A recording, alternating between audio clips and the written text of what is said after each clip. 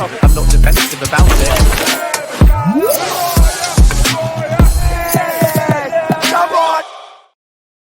Yes, people, what's happening? Welcome back to the channel and welcome back to another match reaction video. First things first, guys, make sure you're smashing the like, subscribe if you're new around here, and as always, leave your thoughts in the comments. And in the early hours of Wednesday morning, Chelsea beat ES Tunis 3-0 to advance to the last 16 of the Club World Cup and set up a tie against Benfica.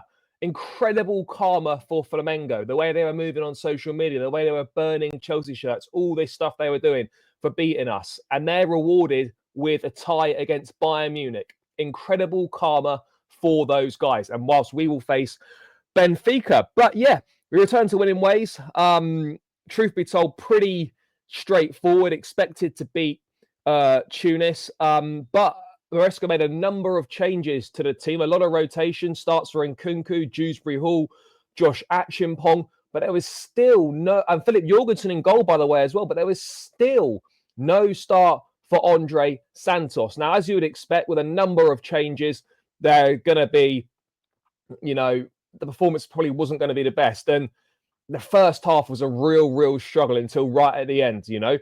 We're way too narrow. Every time the ball went out wide to Madueke on that left-hand side, he didn't really do anything with it.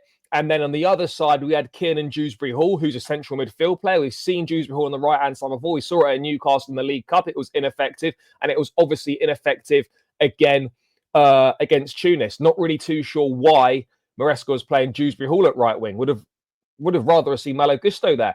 Nkunku wasn't offering any creativity at all either, but luckily we got the breakthrough in added time of the first half with Tosin getting on the score sheet. He was later named man of the match. And then most importantly, Liam Delap has arrived with his first goal. Enzo Fernandez assist, great pass, lovely finish by Liam Delap. And that combination of Delap and Fernandez could be really important this season. Could be something we see a lot more of. And it's a good chance, guys, that there could be a very good partnership for Chelsea. This, yeah, Delap offers us exactly what we've been missing, and he's really taking advantage of the absence of Nicholas Jackson and staking his claim to be that first choice number 9 heading into the new season. And Delap will once again start against Benfica. And yeah, he's obviously going to start the first game of the Premier League season with Nicholas Jackson suspended. And right now he's definitely making the most of the opportunity that he's been given. And he just adds a much needed different dimension to the Chelsea attack. He is very similar to Diego Costa in the way that he plays the game, in terms of his profile, his physicality. He has got that shithouse in him as well.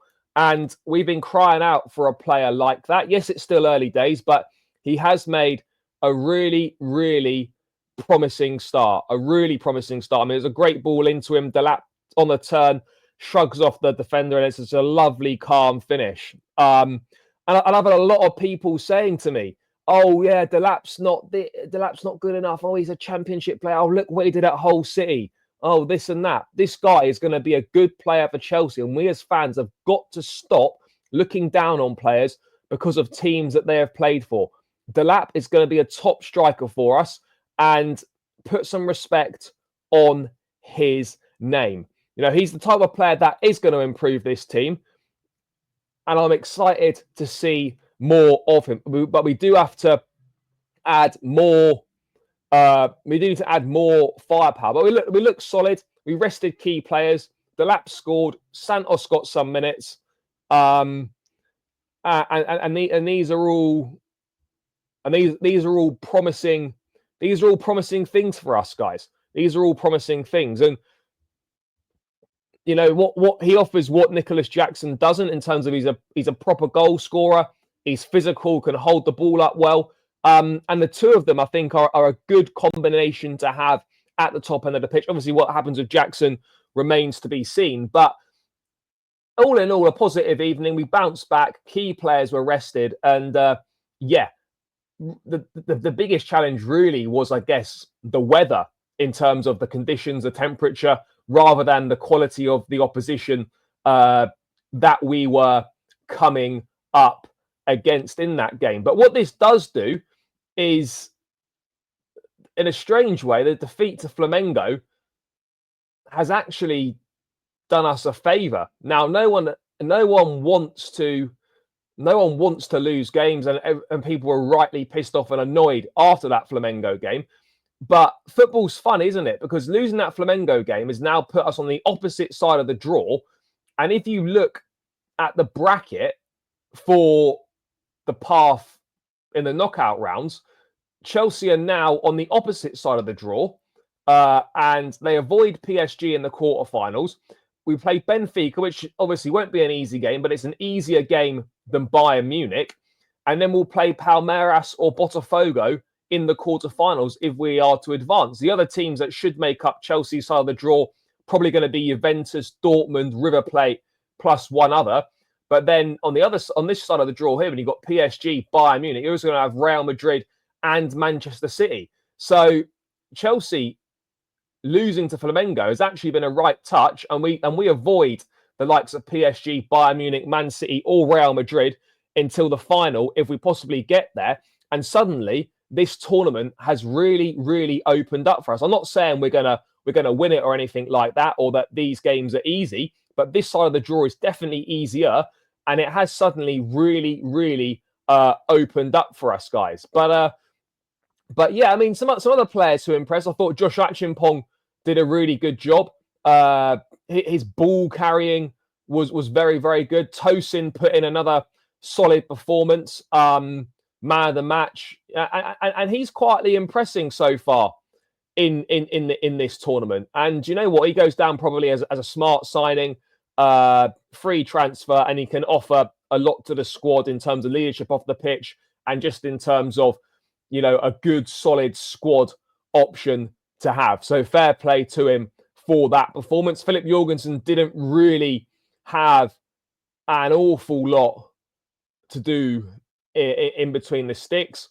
As I said, Achimpong impressed.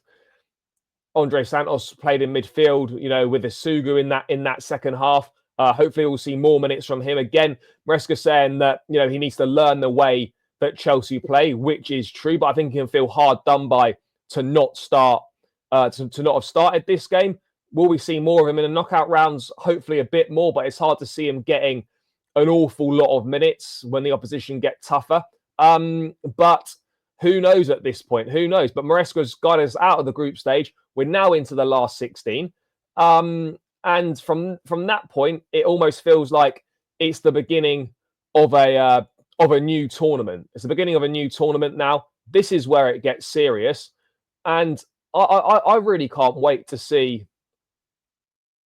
I really can't wait to see what's going to happen. I really can't wait to see what's going to happen, guys. I think it's going to be I think it can be exciting, guys. I think it can be really exciting. But yeah, we've got to play better than we did. We have to play better. We have to play better. Simple as that. Simple as that. We must play better. I think we will get better as the tournament goes on. As the level of opposition goes up, you know, you will naturally raise your game. But we do need to do better. And I think with the likes of Delap, with the likes of Enzo Fernandez, Caicedo, we have got the players to go far in this tournament. The attack clearly is still the weakest part of the team right now. We definitely need more reinforcements there. Defensively, we're not looking too bad. In the midfield, we're stacked with options, arguably the strongest part of the team. So all in all, I think this was a positive evening for Chelsea. A positive evening for Chelsea. Delap's looking really good. Minutes for some of the rotational guys and a number of key players rested.